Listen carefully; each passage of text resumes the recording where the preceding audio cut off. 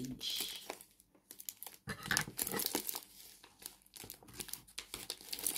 Wala, ano to?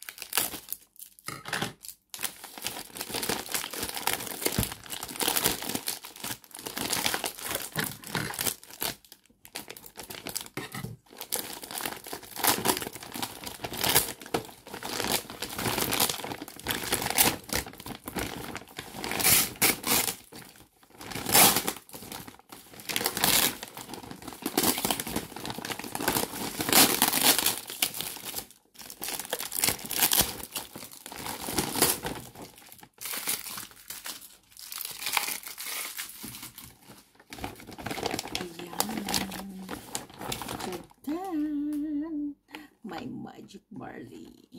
Sarap.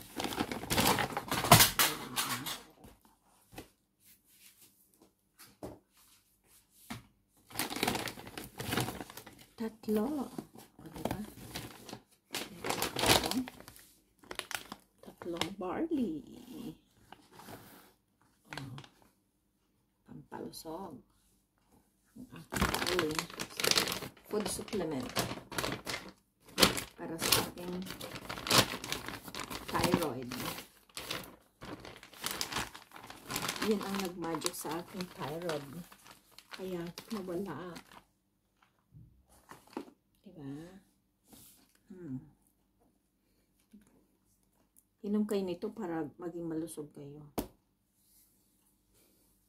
Pag kayo may hypertension. Ganda rin siya. Marami siyang benefits, alam mo. Amazing barley. Amazing barley. Teka, hindi ko buksan. Ang ganda ng packaging niya ngayon. Promise.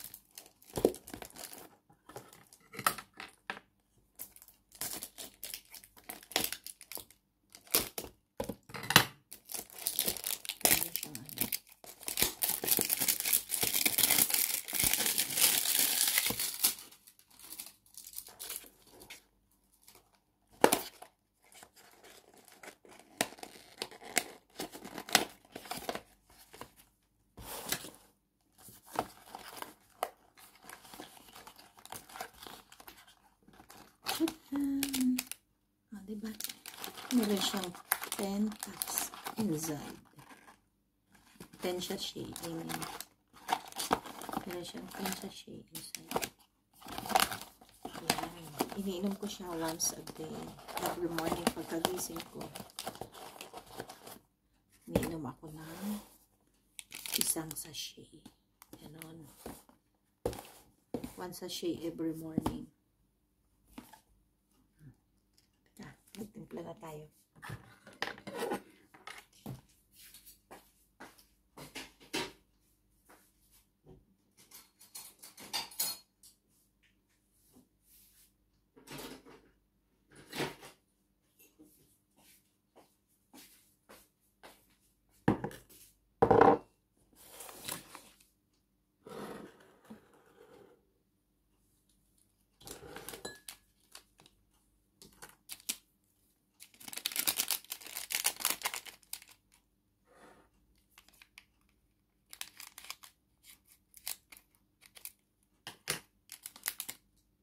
Tapos, pour mo lang siya doon.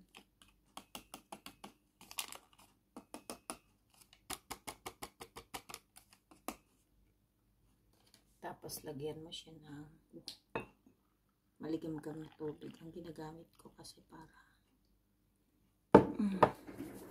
mas okay. Yan. Then, mix mo lang siya. Yan ang itsura niya.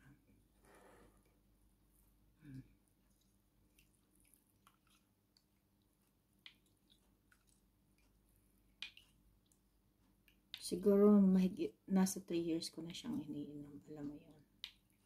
Kaya hindi na ako nagpa-opera ng thyroid ko. Dati meron ako 5 bukol sa lalamunan ko. Ang lalaki na niya, para na akong merong Adam's apple. Same ng apples ng mga guys. Ng mga boys. Pero nung uminom ako nito, nawala yung cyst ko sa leeg ko.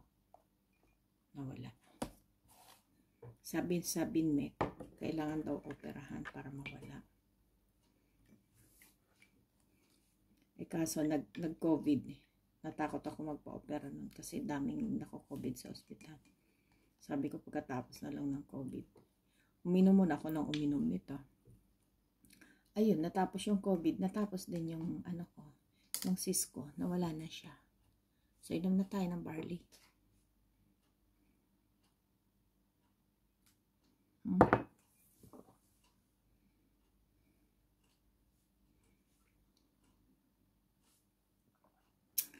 Pag unang inom mo, hindi ganun kasarap. Hindi siya ganun kasarap kasi 'di ba, barley siya. Kumbaga, parang grass. Tastes like a grass. Pero pag nagtagal na siya, okay na, parang ano na lang, wala lang kasi nasanay na ako.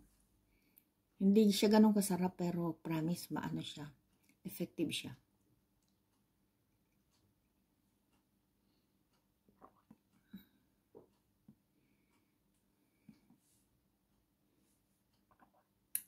Isang cup lang yung ano ko, yung water ko para hindi siya ano.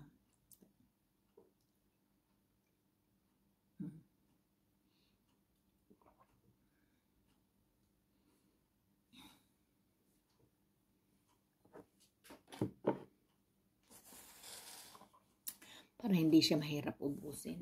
Huwag mo siya titimplahin sa sobrang madaming water. Dapat isang ganto lang siya. Isang cup lang para ka lang nagiinom ng kape ba? Ganon.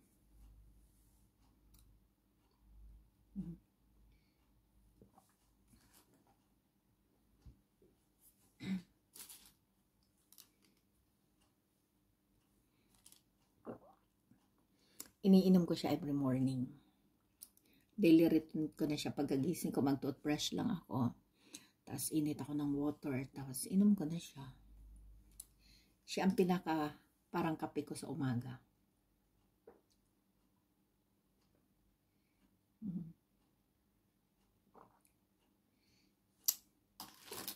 Maligam-gam na tubig ang inaano ko sa kanya.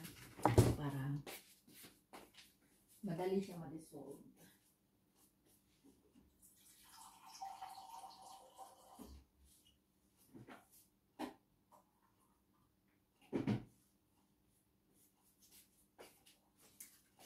Kasi pag malamig na tubig, mahirap din siyang i-dissolve. Alam mo yun? Yan, medyo strong na yung natitira. Lagyan ko pa ng konting tubig. Para hindi mo siya masyadong malasahan ba?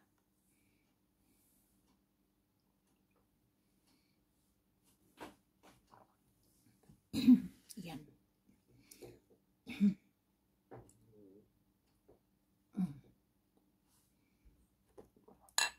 Finish.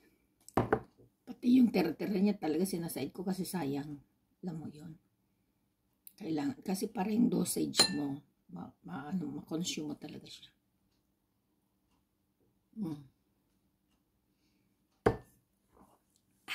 Sarap. Pag unang time mo lang mag-take nito, parang lagi kang mapupupo kasi nga, inaana niya, nililinis niya yung katawan mo. Ganon. Hindi mo mararamdaman yung effect niya kung one time ka lang iinom or patigil-tigil. Dapat continuous mo siyang inumin.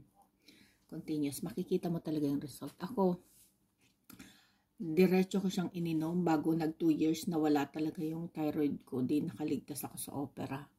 Operahan pa naman ako. Nasa 80,000 daw yun. 80,000.